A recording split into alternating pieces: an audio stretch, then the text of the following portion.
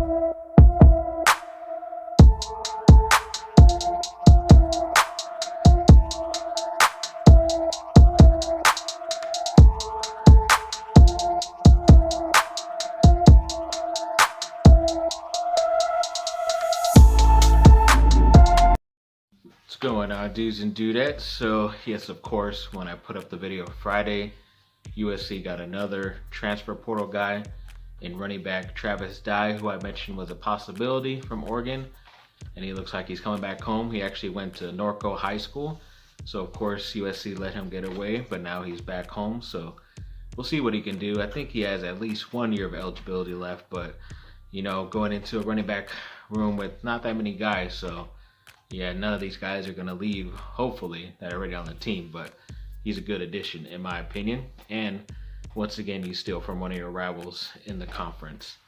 Then over the weekend, it might have been yesterday, early yesterday, maybe late Saturday, but USC did get 2 commitments from the SEC, which is obviously the better conference as of right now, but they ended up stealing a linebacker from Alabama and Shane Lee. Apparently 3 years ago, I forget if it was 3 or 2 years ago, the article said that he was great his first year. But then for some reason, the past couple years, his production went really down. I don't know if that was because other players stepped up that were better than him, or maybe because of injuries. You never know. So hopefully it's just one of these more talented guys leaving Alabama and going to be very productive for USC, especially at that linebacker position, because we definitely need more linebackers. And they also picked up I don't really know what he is. They say edge. Could mean he's a defensive end. Could be an outside linebacker. A lot of places say he's a linebacker as well. But I think he's more of like the on-the-line outside linebacker. And his name is Romello. He's from actually Auburn. So 2 guys who are actually rivals in the SEC are now on the same team on defense. So it'll be pretty cool to add some talent like those guys. And I think this Romello guy is like 6'5", 6'6". So he has a body to work with that they can add more muscle to and see what he can do, make him a little bit quicker, be more productive in this league. So very nice for them. Then the Lakers last week beat the Orlando Magic. I believe the final score was 116 to 105.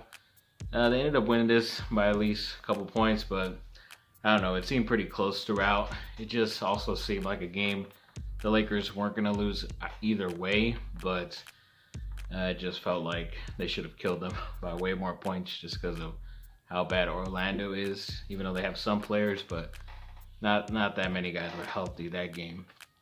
But yes, luckily they got the victory. LeBron played pretty well. Westbrook obviously stepped up. Again, I think Melo had 20 plus. So when the guys who are supposed to be contributing play well, you end up getting the victory. But I don't know what happened last night in Miami, because they played that game and I think they ended up losing by 6 in the end. They tried to make a late comeback, but I don't know. It's just the Lakers, I guess. And then there was also talk that, as I mentioned before, that maybe one of the 2 players that the Lakers could trade for with Russell Westbrook is John Wall. And of course, an article came out over this weekend about that maybe being a possibility that the Rockets were maybe interested in making that deal.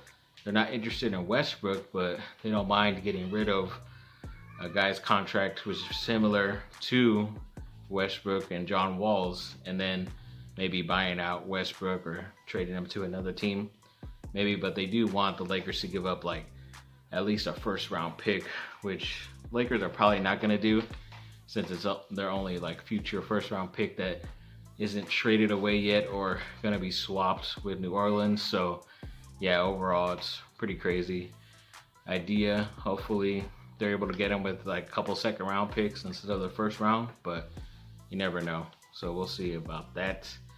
Then USC basketball was on the road in Utah. They recently beat Colorado. Now they get Utah and they ended up beating them as well, 79-67. And they're able to, sweep the mountain road trip, as they call it. And yeah, overall, they should have won this game. Luckily, they got it by double digits. Same guy stepped up as usual. So we'll see what they can do. I think tonight they have Arizona State, which was actually a rescheduled game. So I believe this week they're going to have at least 3 games. So hopefully they could go 3-0 this week. Never know. It is a lot tougher. That's why they usually schedule only 2 games, but we'll see. Then Duke basketball this last Saturday. I didn't know they were playing so early, but I did catch the end of the game where they ended up beating Syracuse pretty handily, 79-59. During the highlights, I did see that Duke did get up to over 30 points, so that was cool to see. They were red hot shooting. Hopefully that can continue, but they were missing one of their better freshmen, Trevor Keels, who was out with a knee injury from the last game. It might not be too serious, but at least he missed this game. And luckily, the team did not lose, so we'll see how that goes. But maybe get him later in the year when they need him the most in March, and we'll see what kind of run they can do. But yes, luckily, the main guy stepped up, Paolo Banchero. AJ Griffin, once again, was shooting well from the three-point line. So overall, a nice win against Syracuse. And then a couple of Duke Blue Devils in the NBA did pretty well. I think it was, last night. Jason Tatum, of course, Boston Celtics, but he went off again. He had another 51-point game, which is pretty cool. But he also added in 10 rebounds and 7 assists. And with those 51 points, he had 9 three-pointers, which I believe was a record for a Boston Celtic or something like that they said. So that was pretty cool for him to get. They obviously needed everything. And at one point, I think in that game, he had almost 50 points in the third quarter. He came back in the middle of the fourth for some reason, even though they're already up by 20. And that kind of catapulted him over the 50-point margin. But I don't know. Maybe he could have gotten even more if he stayed in the game, if the game was competitive. But Kobe had a lot of those games as well. And then RJ Barrett, the other Duke player that's in New York, he had 28 points. It's pretty nice. Good game for him. Also with 14 rebounds and 6 assists. So that was very good to see. Those two guys go off and get some nice pointage and a couple of victories for their teams. RJ Barrett had a nice dunk as well. It's glad to see him actually coming into his own.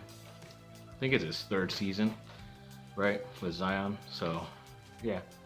And I think it was also Cam Reddish's New York Knicks debut, the other Blue Devil that got traded there the other day. So, yeah, it's pretty cool to see. Hopefully, they'll get some more playing time together, the old Duke Blue Devils, and see what they can do for the New York Knicks. And then to end off this video, with I guess some more of the controversial stuff that's been happening. Of course, Grayson Allen got himself into some crap.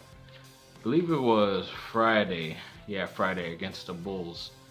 Right when I came back from wherever, I did see they were looking at a play with him involved, and of course it was against the ex-Laker Alex Caruso. But as you can see from those highlights, when they both went up, Grayson Allen contested the shot, and then I don't know, they were arguing more on the video about his second windup, which I thought he's more going for the ball instead of like really trying to make the guy lose his balance. I think the first contact play, which even Jeff Van Gundy on the video says, yes, it was a hard unfortunate, tough play, but that's a basketball play. The first bit of contact, but then the second one, he doesn't agree with, even though in my eyes, I don't believe the second hit or whatever motion Grayson Allen does towards the guy's hand really made him not gather his feet or anything. I think it was really the first hit, which is why he landed, well, he was gonna land on his hip, which probably would have been better, but Caruso, of course, puts his wrist out.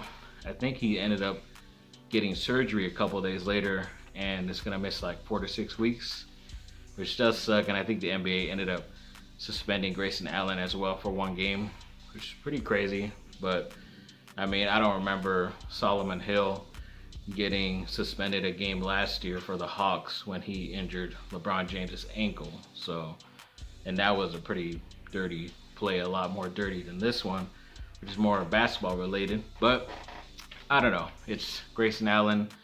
The other announcer was obviously going back to his past history at Duke, where yeah, it was stupid trips and everything he did, but this type of play is not a tripping or done intentionally. And yeah, every time they showed Grayson Allen, I think maybe ESPN did that on purpose, because every time they went to him, he was joking with some other people about something else. He even reiterated that in a live feed a couple days after that. His teammates made a joke about something else randomly, not about the play or what had happened. And of course, ESPN shows him smirking or having a smile or anything like that. And of course, they're gonna put it up because it's gonna make him look more like a villain. So I don't know. I also didn't hear any like Milwaukee Bucks players coming out for Grayson Allen either. But it was a 1-game suspension. He's gonna be back soon anyways, so it doesn't really matter, I guess. It does suck for Caruso getting injured, but I don't know. I think if Caruso was involved in the same type of play, even if it was Grayson Allen or not, I think people wouldn't be as upset. It's just because it's Grayson Allen involved. That's why people are upset.